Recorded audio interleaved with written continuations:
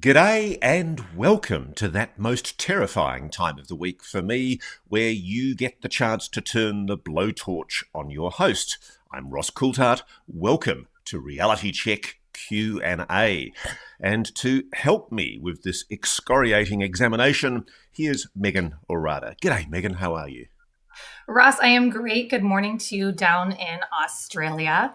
We want to start, we want to get your thoughts on an interview that was just released with former presidential advisor Harald Malmgren. He sadly just passed away, as you know, but in this interview with Jesse Michels, he says, quote, "I directly handled UFO material." Can we just get your reaction to what Harold's revealed?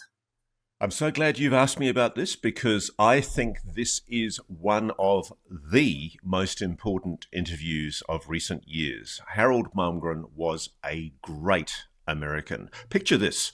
You're a 27-year-old super clever guy. You get hired into the White House to work for JFK. The Cuban Missile Crisis breaks out, and you've got General Curtis LeMay, the head of the US Air Force, wanting to launch nuclear missiles in a preemptive attack on the Soviets. What do? You get Harald Malmgren to avert nuclear war. That's what Robert McNamara, the defense secretary, did.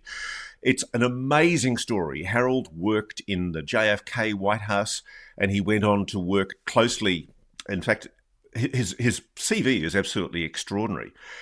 He went on to work for LBJ, Nixon, and Ford as a presidential advisor.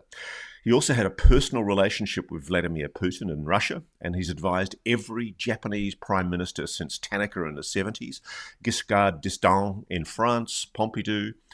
The credentials of this guy are extraordinary. And before I get into what he actually said in the interview, I just want to express my absolute grave concern at the fact that someone in the last 24 hours, since Jesse Michels' interview has gone up, has started trying to nominate for deletion, the Wikipedia page of not only Harald Malmgren, a great American, but also his daughter Pippa, who's also an incredibly dedicated former public servant, a very senior economist who served in the Bush White House.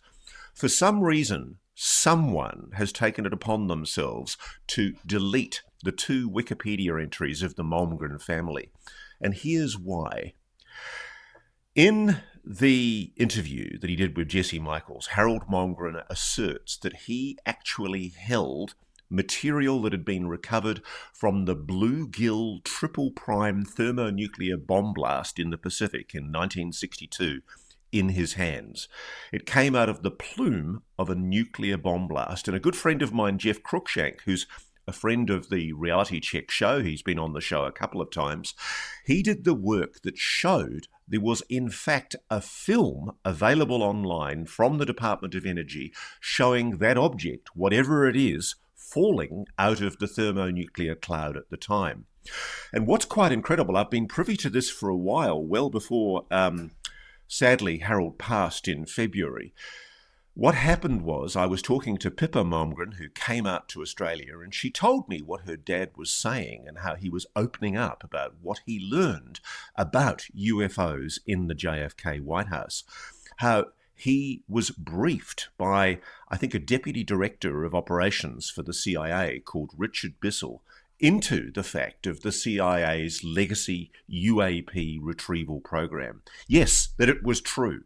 So you had a very, very authoritative American public figure, somebody who's had the credentials of an ambassador, stating categorically not only that he held UFO material, but he was read into the program in part by Richard Bissell from the CIA, the director, I think he was the deputy director of plans for the CIA, the man who designed and built Area 51, Richard Bissell. And he also told, this is really important stuff, because you'll remember in the David Grush interview, David Grush talked about the 1933 Magenta UAP crash, where the Italian fascists recovered a craft that was at one stage being looked at by the Nazis and then eventually secretly, covertly recovered by the CIA, by the Americans, and taken to America in around about 1944. Harald Malmgren confirms that story. He was told that story. This is important stuff. For the people who say there are no witnesses who can give evidence, this is why his evidence matters, and it's obviously why someone in the last 24 hours has taken upon themselves to try and delete any references to what Harald Malmgren has revealed. In the worst case scenario, it's just those jocks who call themselves the guerrilla skeptics on Wikipedia, who are complete denialists and who go around excluding any information that suggests there's any credibility to the UAP story.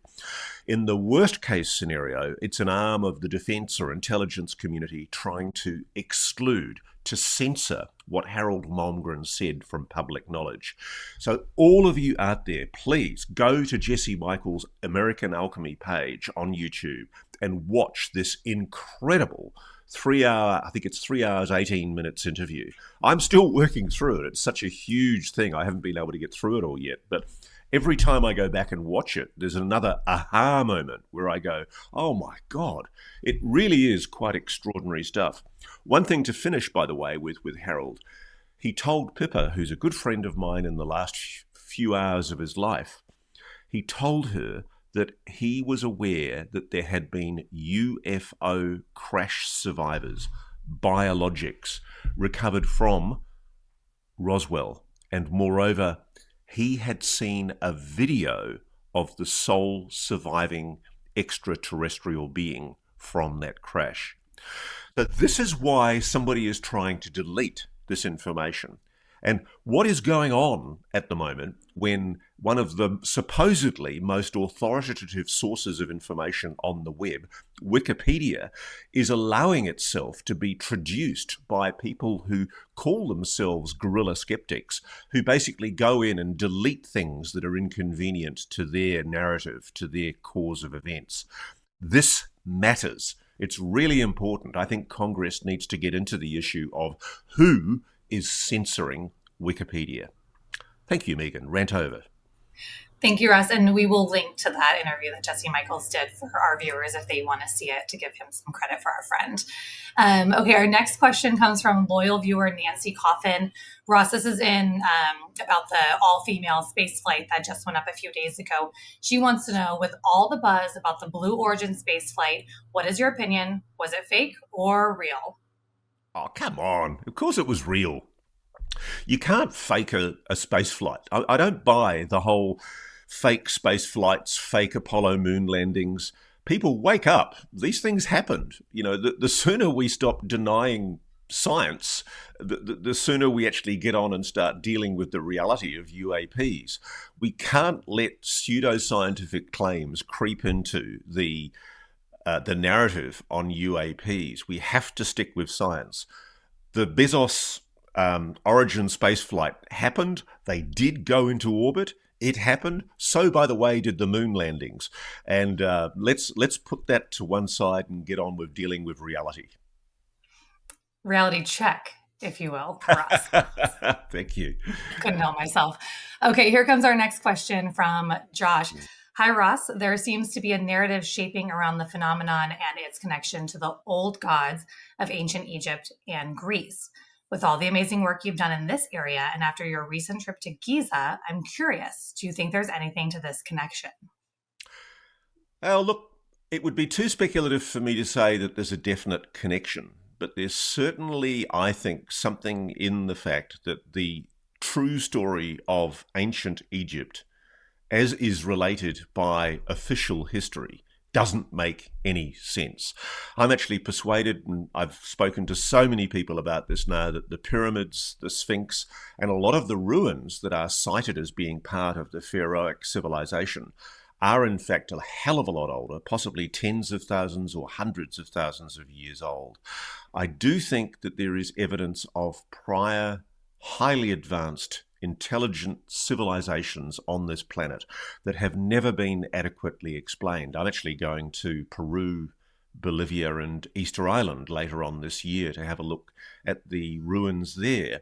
And the megalithic ruins of Egypt, the megalithic ruins of South America, you can't explain them easily without considering the possibility of a prior civilization.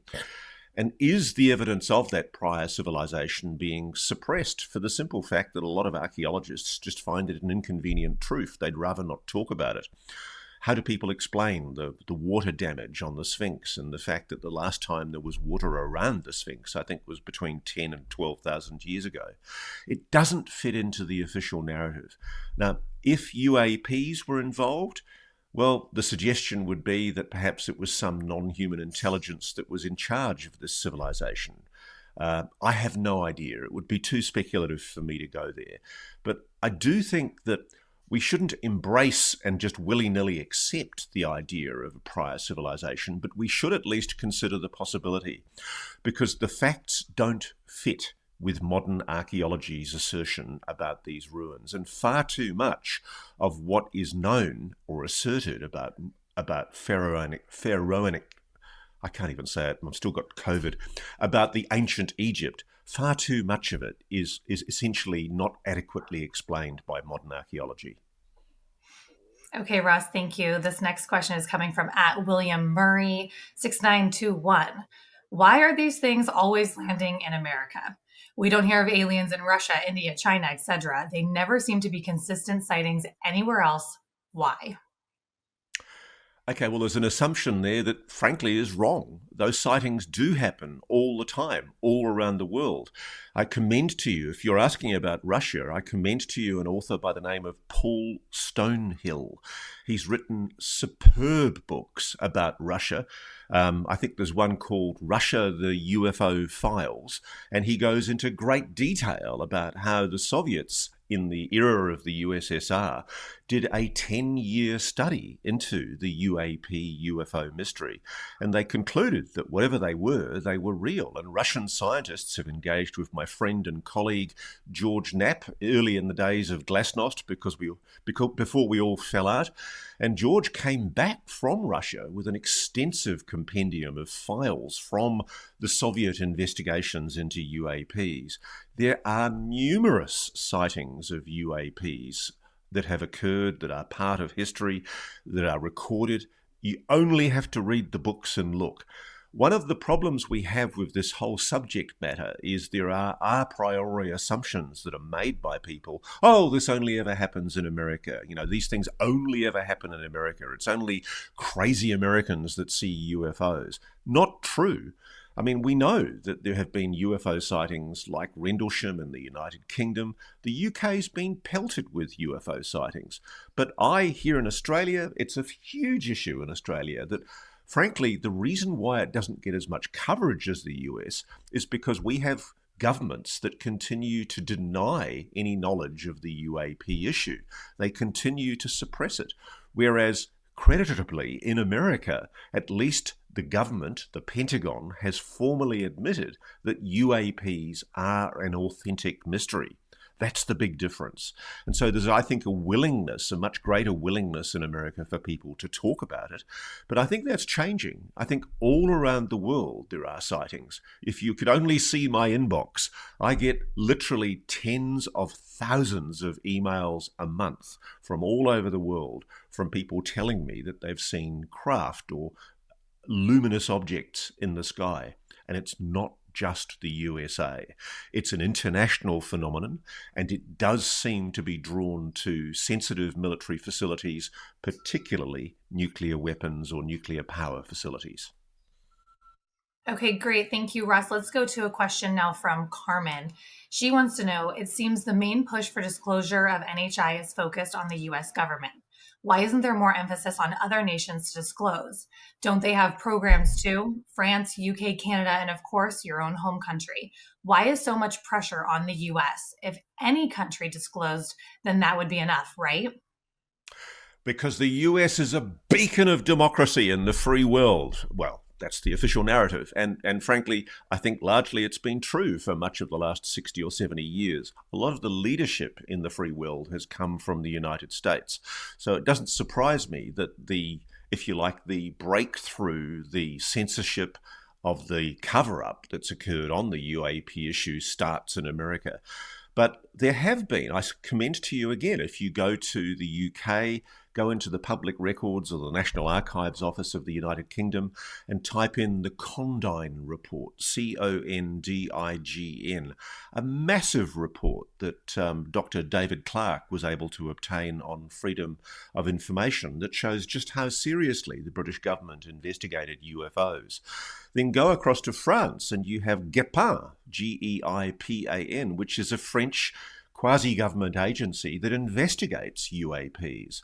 Just recently, I've forgotten his name, but there was a French official who spoke out publicly in an interview only in the last couple of weeks, and he's indicated very strongly that the French government may be inclined to be much more transparent about what it does know on UAPs. And I do think that there is a high likelihood that France, or possibly China, might be more willing to be more open about UAPs than the United States. The US, sadly, is still locked into a kind of a national security censorship complex, which is stopping it from telling the public the truth. And my biggest worry, frankly, is from talking to so many people in the defense and intelligence community in the US, they're going to get scooped. They're going to be left looking ridiculous, because I do think other governments in the world are looking on at the US, waiting for it to show the lead.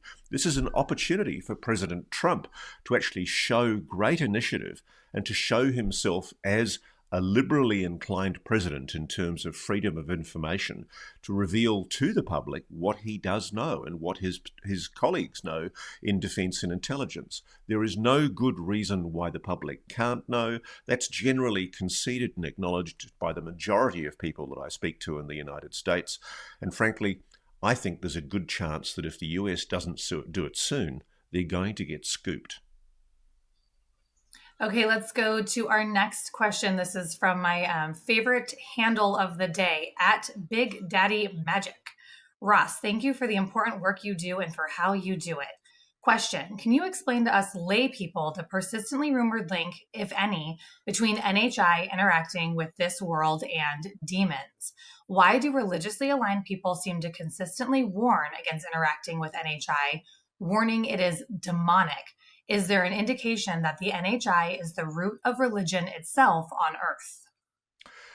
I've had conversations with people in the intelligence community and the US Air Force particularly. There's a lot of, and I'm not condemning this, I'm just saying it seems to be a fact, there is a high level of evangelical Christian belief at senior levels in the US Air Force. And I've had a conversation with somebody at a senior level in the US Air Force who has flatly asserted to me that we need to be extremely wary of engaging with this phenomenon, the UAP issue, because they say it is demonic. And in his interview with me that he did for NewsNation, Lue Elizondo, when he was launching his book Imminent, he talked about how there is a huge problem with resistance to transparency about the UAP issue, because some men in suits think that you, the public, don't have the right to know about this because it's demonic. My personal view is, even if something like demons do exist, what are they? What essentially it's describing is something that perhaps we don't understand. It might be evil, it might be malevolent. Why shouldn't we know about it if it exists? So I don't understand the argument. It's a non sequitur. It doesn't flow. A doesn't follow B, or B doesn't follow A. It doesn't make sense to suppress something just because somebody takes the view that it's demonic, that it doesn't fit with their religious beliefs. That's my view. All right, Ross, our next question is coming in from David. Ross, please give us your thoughts on what you think about the ASHTON Forbes assessment on the missing MH370 claims. His investigations seem to have credibility. Thanks for your great work. Okay, however I answer this, I know I'm going to cop excoriating barbs from ASHTON Forbes, but here goes. So I think 10 weeks after MH370 disappeared in March 2014, I was actually one of the reporters covering the whole story at the time, so I've got a pretty good grasp of this whole story. But I think MH370 went missing on 8th of March 2014. 10 weeks later, there's a guy called Regicide Anon who posts online a really intriguing video. And it does look initially very convincing. And it shows an aircraft that looks like the shape of MH370 moving through clouds. All of a sudden, it's surrounded by swirling orbs, and then it seems to disappear in a big flash. And ASHTON Forbes is a UAP researcher who has embraced this video with relish and has made the assertion that he thinks that there's been a cover-up of sensitive vision that was leaked from a military satellite showing this abduction by aliens of MH370. Now, I try and keep an open mind on most things, and I've never really commented on this before because, frankly, ASHTON is a very aggressive person who doesn't take kindly to people criticizing his theory, but I really do think it is time to give a response to this issue. Firstly, I've spoken to somebody in the National Geospatial Intelligence Agency who tells me that the video that is shown in that supposedly leaked video bears no resemblance at all to the kind of video telemetry that you get from those satellites. It's not NGIA, or indeed any other type of US government satellite. But more importantly, and I think surely to God, this would kill the issue stone dead if people looked at it. There are videos of the clouds that were taken from a photo bank, a known photo bank, and they show very, very clearly that whatever the... I'll just put it up on screen. So I think the one on the left is the one that's cited in the MH370 video and promoted by ASHTON Forbes. And the one on the right is from a photo video bank. And the guy who actually shot the photograph for the photo video bank, which is essentially a raw archive of images, the photographer has come forward and said, I shot that photograph. That's my cloud. And all I know is that when ASHTON was asked about this and asked to explain the reasons why the clouds in the supposed leaked video bear an identical resemblance, not a resemblance, they're identical to the ones from the photo archive, he really didn't have an adequate explanation. In fact, when Danny Jones raised it with him on his podcast, he gave Danny Jones a rather puerile explanation that my butthole looks like your butthole, which is quite vulgar and really didn't answer the question. So I'm really sorry. I don't agree at all that this is persuasive evidence. And I think that Mick West, to his great credit, the skeptic, I think he calls himself Metabunk, he wrote a piece for the skeptics, which basically went through in great detail. Mick's also a guy who's worked, I think, in CGI and graphics. And he's explained, I think, very persuasively why he doubts very, very much that the MH370 video is an authentic leaked government video. But I know, as I say this, that I will immediately become the victim of excoriating attacks from ASHTON Forbes, who is unbelievably aggressive. And I have had maybe 100 people demanding that I embrace ASHTON Forbes' theory, hypothesis, and give it the credibility that all of them think it deserves. I'm sorry, I don't think it has credibility, and I think that the video is almost certainly a hoax. And it has never been properly explained why the images that are used in the video are not just resembling, but actually identical to images taken from an archival photo archive. Okay, I wasn't expecting to hear you say butthole today, so thank you for that laugh. One more, Ross. This is from Ken Wood.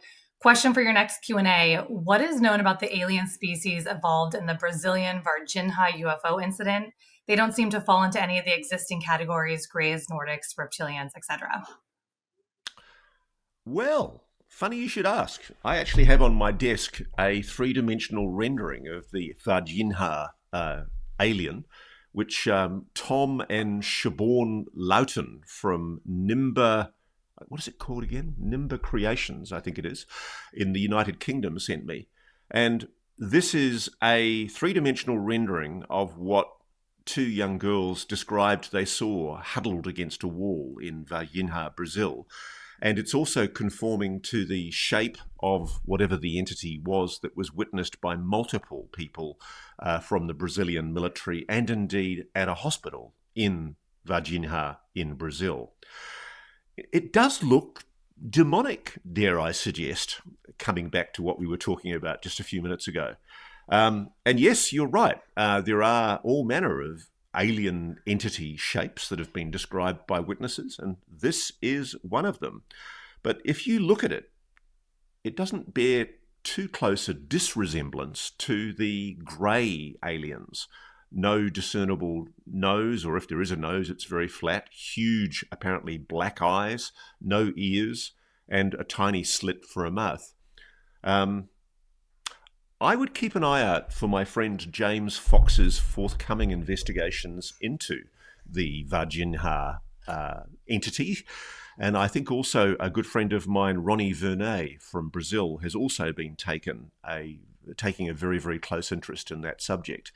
I don't think we can exclude the possibility that the Brazilian military and indeed members of the medical staff at the local hospital where this creature was allegedly taken, I don't think we can discount their claims that they saw some kind of biological alien entity lightly.